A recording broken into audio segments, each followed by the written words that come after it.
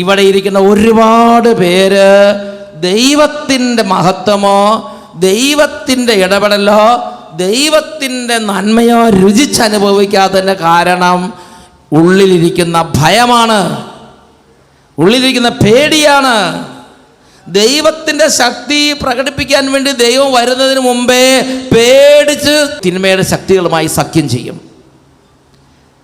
ഓരോരുത്തരും ദൈവത്തിന് വിപരീതമായ ബാലിൻ്റെ പ്രവാചകരുമായിട്ട് സന്ധി ചെയ്യും, സഖ്യം ചെയ്യും.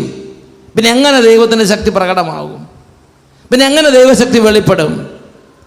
ദൈവത്തിൻ്റെ പരിശുദ്ധാത്മാവ് നമ്മളെ എഴുന്നള്ളി വരുമ്പോൾ, ദൈവത്തിൻ്റെ പരിശുദ്ധാത്മാവ് നമ്മുടെ മേൽ വന്ന് പ്രവർത്തന നിരതമാകുമ്പോൾ, ദൈവത്തിൻ്റെ പരിശുദ്ധാത്മാവ് ചെയ്യുന്ന വളരെ വലിയൊരു പ്രവൃത്തിയാണ്.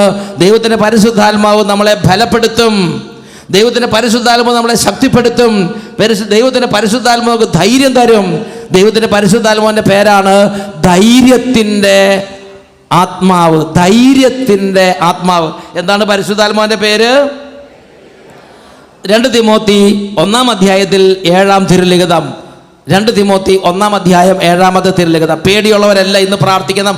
ഇവിടുന്ന് പോകുമ്പോൾ ഇനി പേടിച്ച് കാല് കൂട്ടിയിടിക്കണ പോലെ അവസ്ഥ പോകരുത്. നല്ല ധൈര്യത്തിൻ്റെ ആത്മാവിനെ നിറഞ്ഞാണ് ഇന്ന് ഇവിടുന്ന് പോകാൻ കർത്താവ് ആഗ്രഹിക്കുന്നത്. വായിച്ചു നോക്കിക്കേ 2 തിമോത്തി 1 അധ്യായം 7 വാക്യം. ഭീരുത്വത്തിന്റെ ആത്മാവിനെയല്ല ദൈവം നമുക്ക് നൽകിയത്.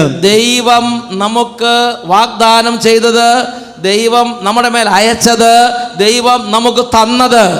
ദൈവം നമുക്ക് തന്നു, ദൈവം നമ്മുടെ മേൽ അയച്ചു, പരിശുദ്ധാത്മാവ് വന്നു. ഈ ആത്മാവ് ഭീരുത്വത്തിന്റെ ആത്മാവല്ല. പിന്നെ ഏത് ആത്മാവാണ്? വായിച്ചു നോക്കിയേ. ശക്തിയുടെയും സ്നേഹത്തിന്റെയും ആത്മനിയന്ത്രണത്തിന്റെയും ആത്മാവിനെയാണ്. ശക്തിയുടെ ആത്മാവിനെയാണ് നാം കൈക്കൊണ്ടിരിക്കുന്നത്. ഒന്നുറക്കെ എല്ലാവരും പറഞ്ഞേ, ശക്തിയുടെ ആത്മാവിനെയാണ്, ശക്തിയുടെ ആത്മാവിനെയാണ് നാം സ്വീകരിച്ചിരിക്കുന്നത്. പവർ നിങ്ങൾ അംഗീകരിച്ചു കഴിഞ്ഞാൽ ഉടനെ ഹല്ലേലൂയ പറഞ്ഞോ? അംഗീകരിച്ചിട്ടുണ്ടോ? ശക്തിയുടെ ആത്മാവിനെയാണ് നാം കൈക്കൊണ്ടിരിക്കുന്നത്. Praise the Lord. എൻ്റെ പ്രിയപ്പെട്ട സഹോദരങ്ങളെ, ഇത് മനസ്സിലാക്കാൻ വേണ്ടി ഞാനൊരു കാര്യം എന്താണ് ഈ ശക്തിയുടെ ആത്മാവ് എന്ന് നിങ്ങളൊന്ന് പരിചയപ്പെടുത്തി തരാം. ശക്തിയുടെ ആത്മാവ് സാമുവേൽ പ്രവാചകൻ്റെ 1 പുസ്തകത്തിൽ 17 അധ്യായം.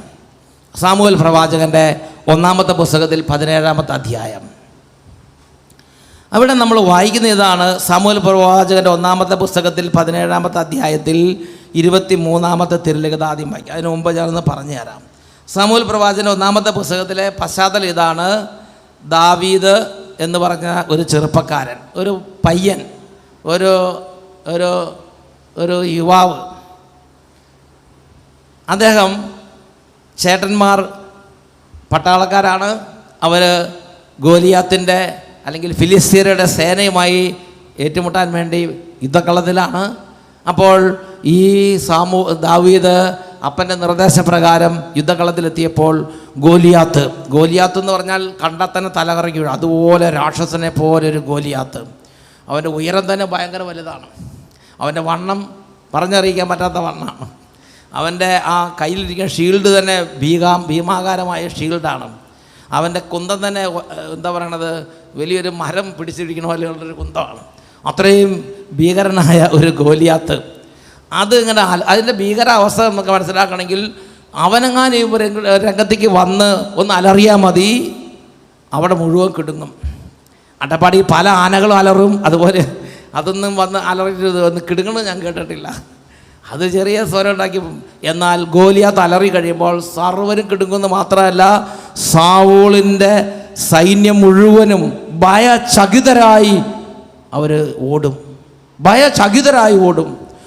ഒരു പട്ടാളം, ഒരു ആർമി, ഒരു സൈന്യനിര മുഴുവനും ഭയന്ന് ഓടണമെങ്കിൽ, ഒരൊറ്റ വ്യക്തിയുടെ മുമ്പിൽ ഭയന്ന് ഓടണമെങ്കിൽ എത്രമാത്രം ഭീകരമായൊരു രൂപമായിരിക്കും, എത്രമാത്രം ഭീകരമായ ഒരു രാക്ഷസ രൂപമായിരിക്കും അദ്ദേഹത്തിൻ്റെ ഫിഗർ. എൻ്റെ പ്രിയപ്പെട്ട സഹോദരങ്ങളെ, അങ്ങനെ ദാവീദ് യുദ്ധരംഗത്ത് വന്ന് സംസാരിച്ചുകൊണ്ട് നിൽക്കുമ്പോൾ പതിവ് പോലെ ഈ രാക്ഷസൻ, ഈ ഗോലിയാത്ത് അലറുന്നത് കേട്ട് ദാവീദിൻ്റെ സേന ഭയചകിതരായി അവിടുന്ന് ഓടിമറഞ്ഞു. പ്രിയപ്പെട്ട സഹോദരങ്ങളെ, ഉടനെ സർവരും ഓടി.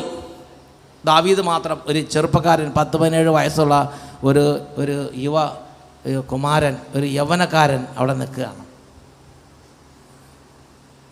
Young boy. ബാക്കിയെല്ലാം ഓടി മറഞ്ഞു. ഇവനവിടെ നിൽക്കുകയാണ്. ഇവൻ ഈ അലർച്ച കേട്ടപ്പോൾ പേടിയല്ല തോന്നിയത്. ഇവന് അലർച്ച കേട്ടപ്പോൾ എന്താ തോന്നിയത്? ഇവന് അലർച്ച കേട്ട ഉടനെ ഇവൻ്റെ കാലിൻ്റെ അടിതൊട്ട് തല വരെ രക്തം ഒന്ന് തിളച്ചു. എന്നിട്ട് പറഞ്ഞു, ജീവിക്കുന്ന ദൈവത്തിൻ്റെ സേനയെ നിന്ദിക്കുന്ന ഈ അപരിചിതന് നാവ് വലിച്ച് പുറത്തേക്കിട ഇവിടെ ആരുമില്ലേ? ഇവൻ്റെ കൊരവള്ളി പിടിച്ച് വലിച്ചിട ഇവിടെ ആരുമില്ലേ എന്ന വിധത്തിൽ ഒരു ശൗര്യം, ഒരു ശക്തി അവനിൽ ഉണർന്നു. അവൻ സൗൽ രാജാവിനോട് സംസാരിച്ചു. അവൻ യുദ്ധരംഗത്തേക്ക് വന്നു. അവന് വലിയ ആയുധവും വലിയ പരിപാടിയൊന്നും വേണ്ട. അവനാകെ ഒരു 5 നല്ല കല്ലെടുത്ത് അവൻ്റെ സഞ്ചിയിലിട്ടു. അവനൊരു വടിയെടുത്തു. അവൻ അവരെ ചെന്ന് നിന്നു. ഉടനെ ഈ ഭീകരരൂപി ഇദ്ദേഹത്തെ നേരിടാൻ വേണ്ടി വന്ന് അട്ടഹാസം തുടങ്ങി. ഈ അട്ടഹാസം തുടങ്ങിയപ്പോൾ ഈ ദാവീദ് അദ്ദേഹത്തോട് പറയുന്ന വളരെ പ്രധാനപ്പെട്ട ഒരു കാര്യമുണ്ട്. അതാണ് 1 സാമുവേൽ 17-ാം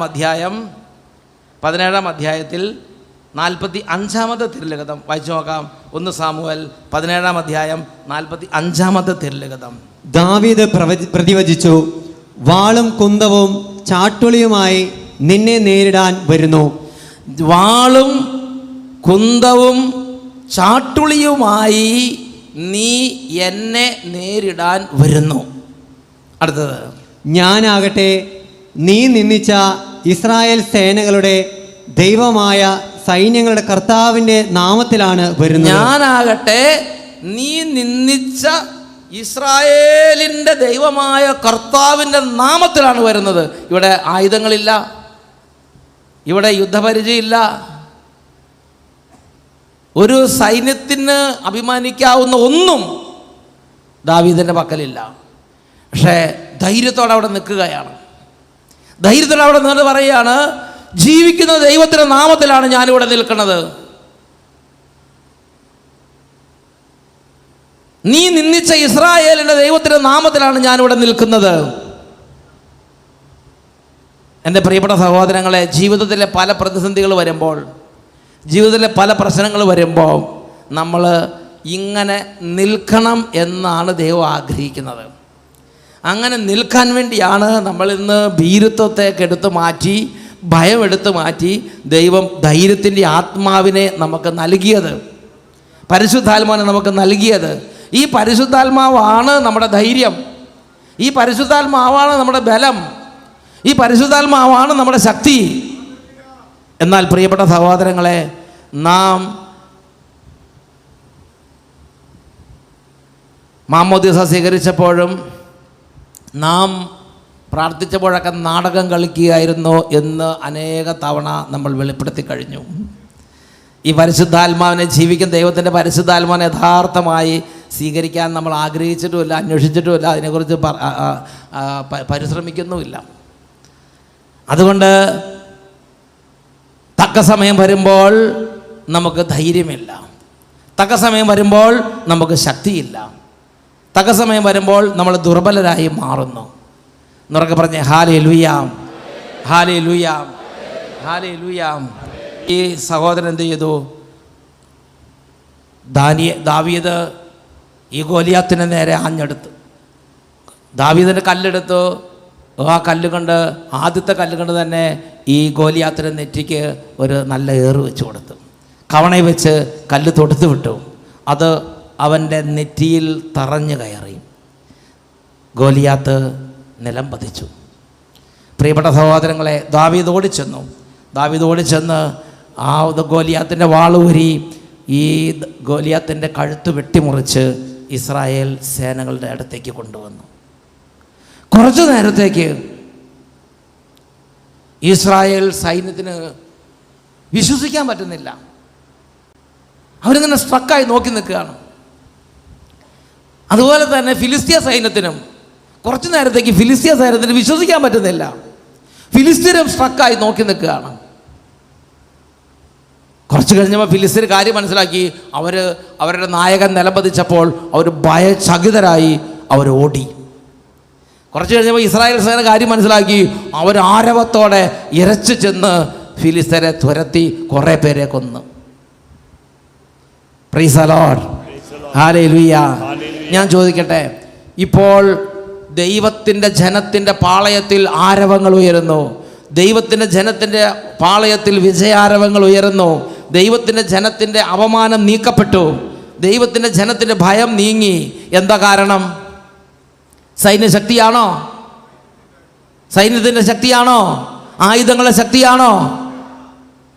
എന്താ കാരണം?